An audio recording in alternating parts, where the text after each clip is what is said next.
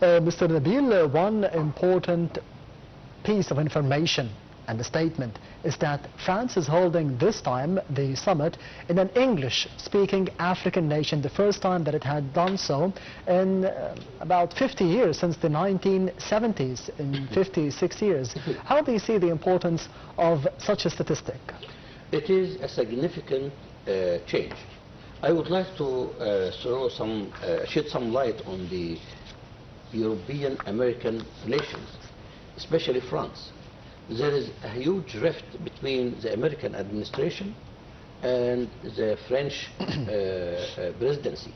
And I believe very much that Monsieur Macron has made up his mind that the coalition or the alliances between Europe and USA is not going to go for long.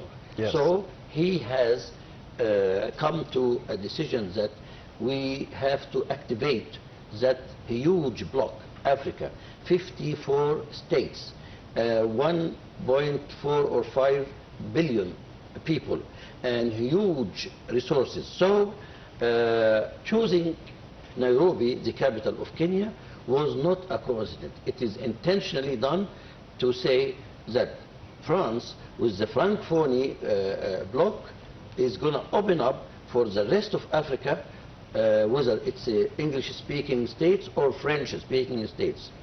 And I would like to mention that he said a very important word, that Africa should play a big role in the international finance system. Yes. What does it mean? It means that France is laying the foundation for the new world order, and Africa, he said, should have a say in that new world order.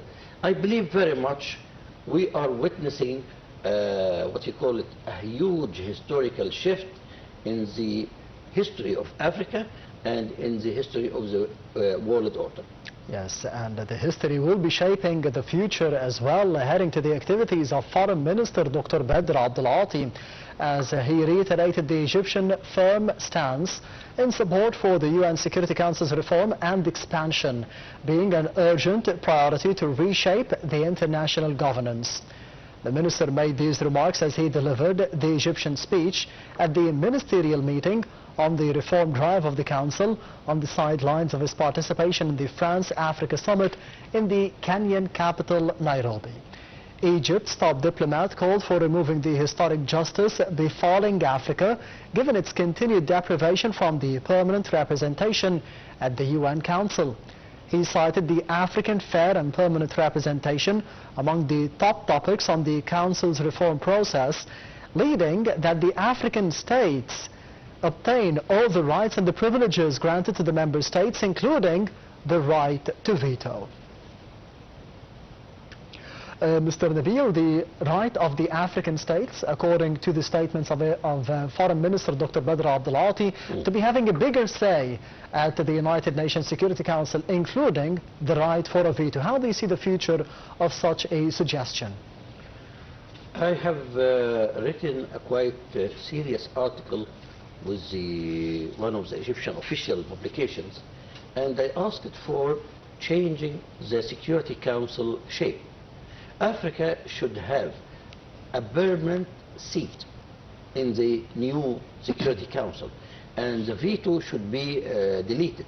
No right of veto, and Africa should have a permanent seat. Those talks of His Excellency Badr Abdulati, the Foreign Minister of Egypt, comes very close to what Monsieur Macron said. He said that Africa must be fully involved in the global decisions: peace, climate change, energy, technology, prosperity. So, as I told you, I'm very, very satisfied that Africa is stepping into a new era. And African leaders should really get the opportunity in their hand and get closer to Cairo administration, because we have to create something new. We cannot live in such a world where no respect for international law, no respect respect for the United Nations Charter, as you see, in Iran, in Lebanon, in Israel, in Palestine, I mean. Yes. So the world cannot go on like that. And I believe very much this is a significant and historical summit. And I believe that something very different and very solid will come out of it. Egypt is working very closely with France. Fortunately, there is a huge and solid relation between the two presidents, Sisi and Macron, and I think it's in our African interest to develop such stages. Yes, and the final top story comes from the statements of the French President Emmanuel Macron, who announced 23 billion euros or $27 billion of investment for Africa during a major summit on the future of the continent hosted by Kenya. France has brought together dozens of heads of state and business leaders for the two-day Africa Forward Summit in Nairobi, aimed at renewing the French engagement with the continent after years of strained ties with the former colonies. The investments Macron had announced includes 14 billion euros in the private and the public funds from the French entities and 9 billion euros from the African investors focused on the energy transition, digital and AI, the maritime economy and agriculture. They would create 250,000 direct jobs in France and Africa, as Macron has sought to position Europe as a more reliable trade partner than China and the United States. On the critical minerals and the rare earths, China, he said that it will be operating according to the logic. It does the processing at home and creates dependencies with the rest of the world.